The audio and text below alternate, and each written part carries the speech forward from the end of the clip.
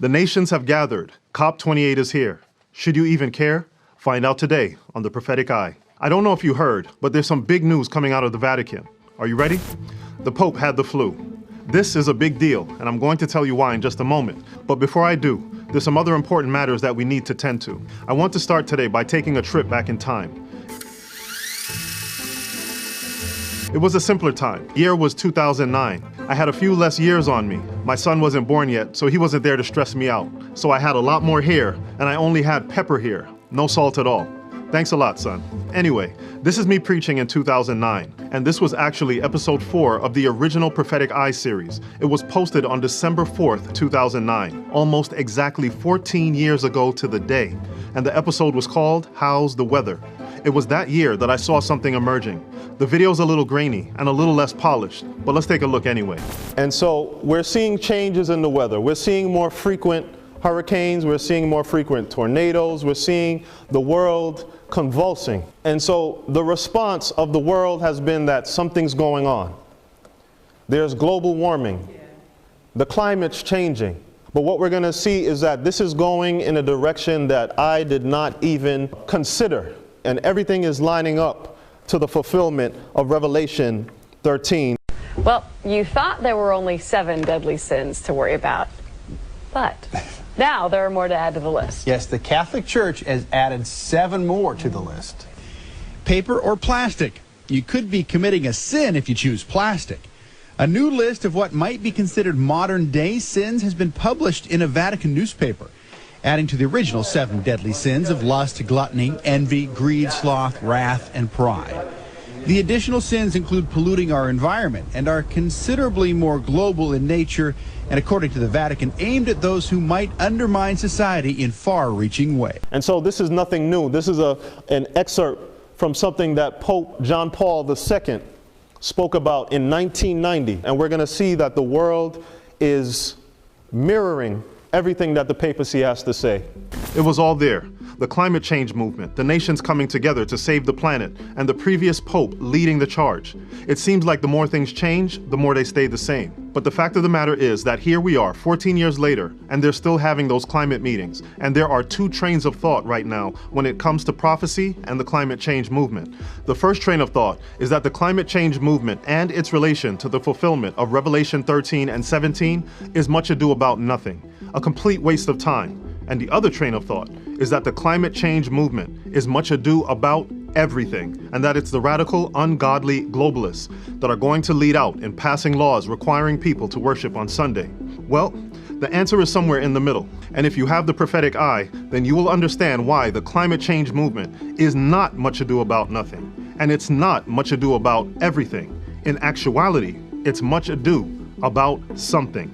And if you hang in there with me today, then you're going to find out why. And remember, you're also going to find out why the Pope's flu is so important. We need to start out by understanding the prophetic framework laid out in Revelation 13. Generally speaking, when I mention the prophetic eye, I'm talking about the principles that we laid out in our video, Revelation 13 in 13 minutes. You should check that one out if you haven't already. In that video, we lay out the 6 principles that will give you the lens to understand everything that's happening in the world, or as I call them, SOS, the 6 obstacles to Sunday. These 6 things can help us understand what to look for as we see what's happening in the world. And there's 2 of these 6 things that I want to focus on today. Number 1, Revelation 13 clearly points to the fact that the Christian world will take the lead in removing liberty of conscience and passing a Sunday law. And number 2, there will be worldwide cooperation in order to bring this about. And how do we know this? Just take a look at the words. I mean, really take a look at the words for yourself.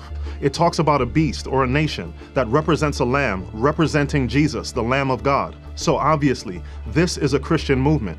There will be miracles associated with this movement. So clearly, this is religious in nature. In addition to this, we are told that everybody, small, great, rich, poor, free, bond, will be required to receive the mark.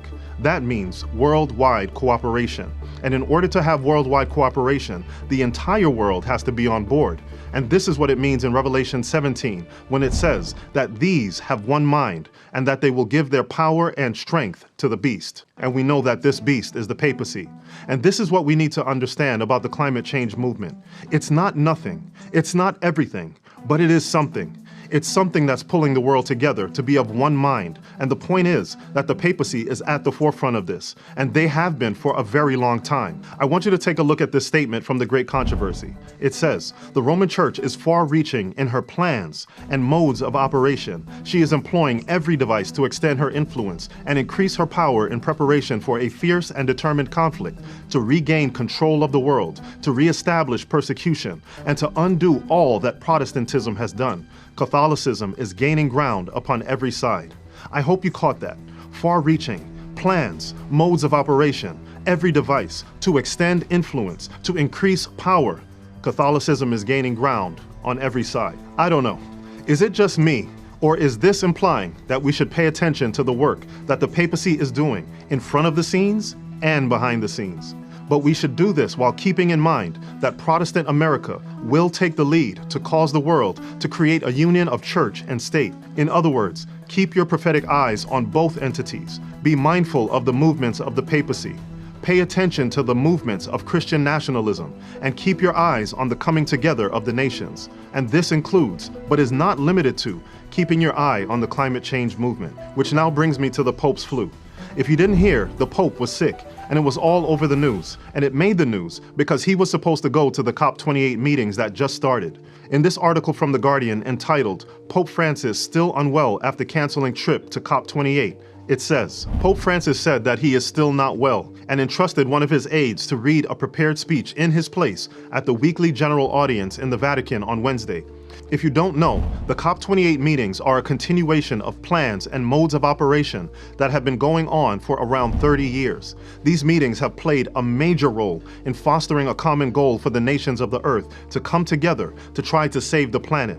We covered these modes of operation in our docuseries last year on COP27, and I highly recommend that you take a look at that series to get up to speed if you haven't done so already. And I promise you that it will help you to get the prophetic eye very quickly.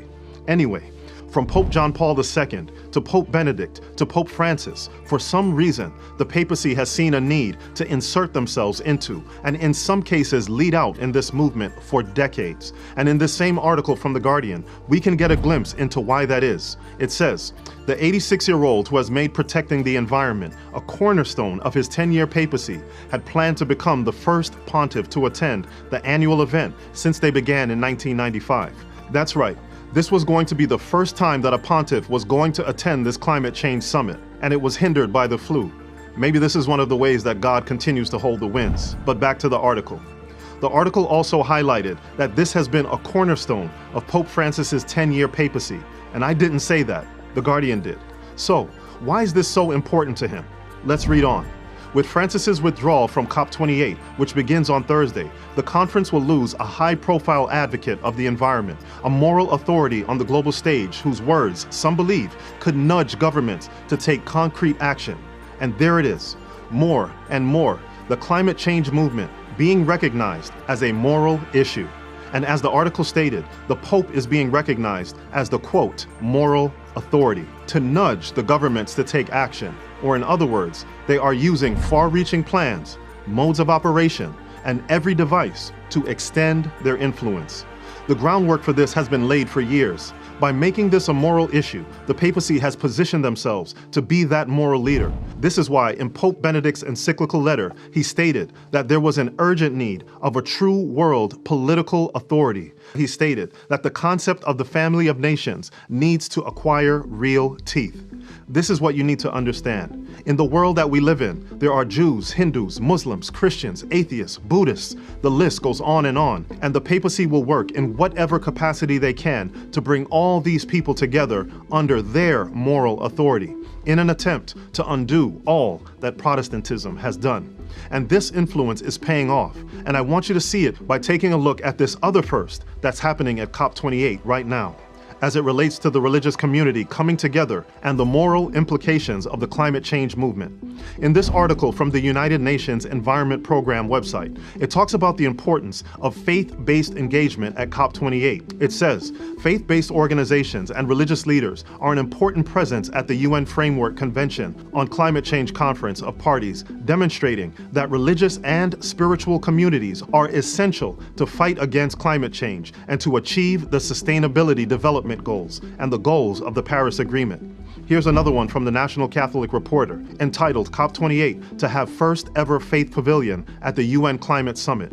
It says, Pope Francis is set to speak at the inauguration of the first ever faith pavilion during the upcoming 28th United Nations Climate Change Conference in the United Arab Emirates. As political leaders from across the globe gather from November 30th to December 12th to assess how well they are addressing climate change, religious officials, including Francis, who was both a head of state and the leader of the worldwide Catholic Church, will have a new place of prominence. Did you catch it? He's a prominent leader of the church, and he's also a prominent leader of the state. Now, of course, we know he didn't go because he had the flu. But look at that. Religious officials have a new place of prominence, and they established a faith pavilion there. It seems to me that the religious are taking the climate change baton, and they're getting ready to run with it.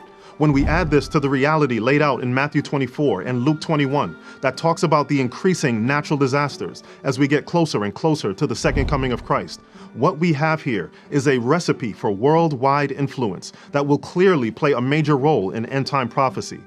The prophet John foresaw the worldwide issues at the end of time. He saw the calls for the so-called family of nations to be formed, and he was given messages by Jesus himself to counteract this work. This is why you see it over and over again in the book of Revelation. Every kindred, tongue, people, and nation. Those terms are found in Revelation 5, 7, 10, 11, 13, 14, 17, 18. Are you seeing a pattern here?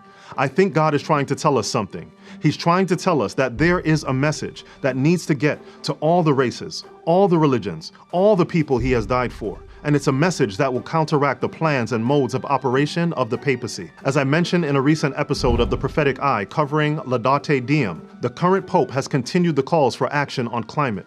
And there's a reason for this, and it's very simple.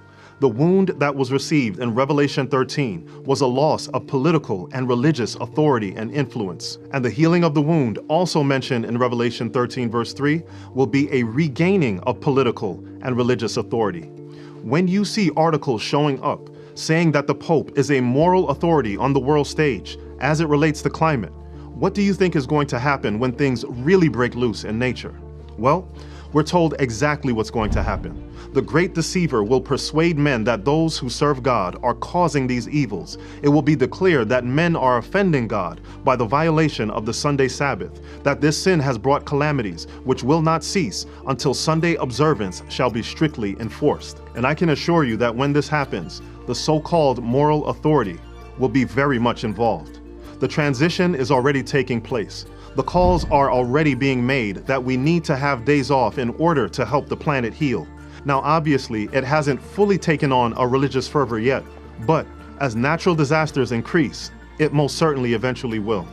It's been 14 years since episode 4 of the original Prophetic Eye series, and I'm even more convinced today of the role that the signs in nature are going to play in the fulfillment of Revelation 13 and 17. What started out as a non-religious movement is now being framed as a moral issue with a moral authority at the head. People of all faiths and non-faiths, every nation, kindred, tongue, and people, with all of their differences, will be able to find a commonality in the climate change movement, in saving the planet, in stopping the natural disasters. And this will indeed play a role in the eventual calls to return to God that will come from the Christian world. God is continuing to hold the winds to give us an opportunity to know him for ourselves before all the winds are let loose. Now, I don't know if the Pope's flu is an example of those winds being held, but this I do know. Now is the time to make our calling and election sure, and to reach every kindred, nation, tongue, and people before they are influenced to go along with the ever-increasing trend. And I pray that you will partner with us to do just that. So if you've been blessed or enlightened by this video, or what we like to call digital tracts, then I want to invite you to help us share these digital tracts by sharing, liking, and commenting, as it helps us reach a wider audience. And as we close, we'll do so by answering 2 questions. Number 1, is the climate change movement nothing? No, it's not nothing. Number 2, is the climate change movement everything? No, it's not everything. But I can certainly say this, that the climate change movement, it sure is something. God bless, and please remember to keep the prophetic eye.